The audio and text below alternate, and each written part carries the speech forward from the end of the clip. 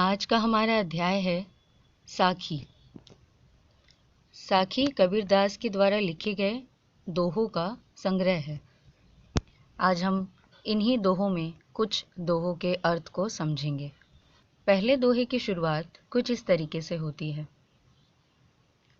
पीछे लागा जाई था लोक वेद के साथी, आगे थे सद्गुरु मिल्या दीपक दिया हाथी। प्रस्तुत पद में कबीरदास जी कहते हैं कि मैं भी पहले जीवन में बाकी लोगों की तरह, दुनिया के दूसरे लोगों की तरह लोक वेद इन सब चीज़ों में उलझा हुआ था, यानी कि सांसारिक मोह माया में बहुत व्यस्त था। मतलब संसार की चीज़ों को एकत्रित करने में, लेने में, जमा करने में, इन सब चीज़ों में ही व्यस्त था। लेकिन जब मुझे मेरे मार्ग में, जब मैं गुरु से मिला, जब मुझे मेरे मार्ग में गुरु मिले, तो उन्होंने मुझे सही राह दिखाया और उन्होंने मुझे ज्ञान रूपी दीपक दिया। उस ज्ञान रूपी दीपक से मेरे मन का जो अंधकार था वो मिट गया। जिस तरह दीपक रोशनी दिखाता है, रास्ता दिखाता है रोशनी दिखाकर, उसी तरह गुरु के ज्ञान ने मुझे सही रास्ता दिखाया और मुझे पता चला कि परमात्मा का क्या महत्व है और कितना ज़रूरी है सांसारिक मोह माया से दूर होकर परमात्मा को प्राप्त करना। तो परमात्मा के प्रति जो ज्ञान है वो मुझे गुरु से ही प्राप्त हुई है। तो इस तरह प्रस्तुत पद में कबीरदास जी गुरु की महत्ता का वर्णन करते हैं। कबीर बादल प्रेम का हम पर बरसिया आई, अंतरी भीगी आत्मा हरी भरी बन रही। प्रस्तुत पद में कबीरदास जी ने प्रेम के महत्व का वर्णन किया है। यहाँ पर ईश्वर या गुरु प्रेम की बात कही गई है। कबीरदास जी कहते हैं कि जो हमारे ईश्वर हैं या गुरु हैं, वो सदैव हमारे ऊपर प्रेम के बादल बरसाते रहते हैं और जब उनका ये प्रेम बादल हम पर बरसता है तो उसकी बूंदों से हमारा अंतर मन भीग जाता है। यानी कि हमारा अंतर मन जो काफ़ी समय से सोया पड़ा है या दुनिया की उलझनों में उलझा पड़ा है, सांसारिक मोह माया में फंसा पड़ा है, वो जो है वो बिल्कुल जग जाता है और हमारी अंतरात्मा भीग जाती है और हमें आत्मज्ञान की प्राप्ति होती है। इस आत्मज्ञान की प्राप्ति से क्या होता है? इस आत्मज्ञान की प्राप्ति से हमारे जीवन में एक नवीनता आ जाती है, एक नयापन आ जाता है और हमारा जीवन जो काफ़ी सूखा मरुस्थल जैसा था वो अब हरा भरा हो जाता है। कैसे हरा भरा हो जाता है? तो ईश्वर और गुरु के प्रेम वर्षा के कारण भीग कर हरा भरा हो जाता है। यानी कि इस पद में कबीरदास जी ने प्रेम के महत्व का वर्णन किया है। बासुरी सुख न रैणी सुख, न सुख सुपी ने माही, कबीर बिछुटिया राम सु, न सुख धूप न छा। यहाँ कबीरदास जी ने कहा है बासुरी यानी दिन, रैणी मतलब रात और सुपीने का अर्थ है सपने। कबीरदास जी कहते हैं कि मनुष्य जो है वो सांसारिक मोहमाया में इतना उलझा हुआ है, भव बाधाओं में इतना उलझा रहता है कि वो हमेशा सुख की तलाश करता रहता है, पर उसे सुख की प्राप्ति नहीं होती। क्यों नहीं होती?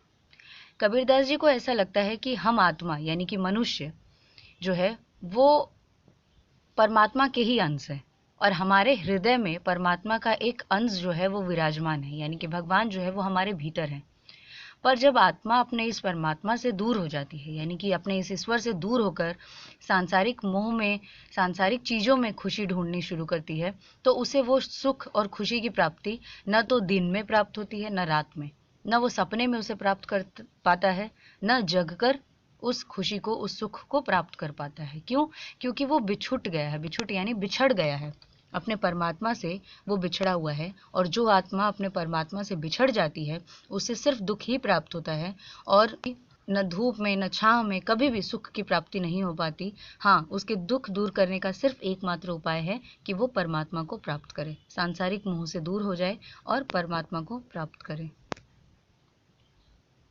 मुआ पीछे जिनी मिले कहे कबीरा राम, पाथर घाटा लौह सब पारस कोणे काम।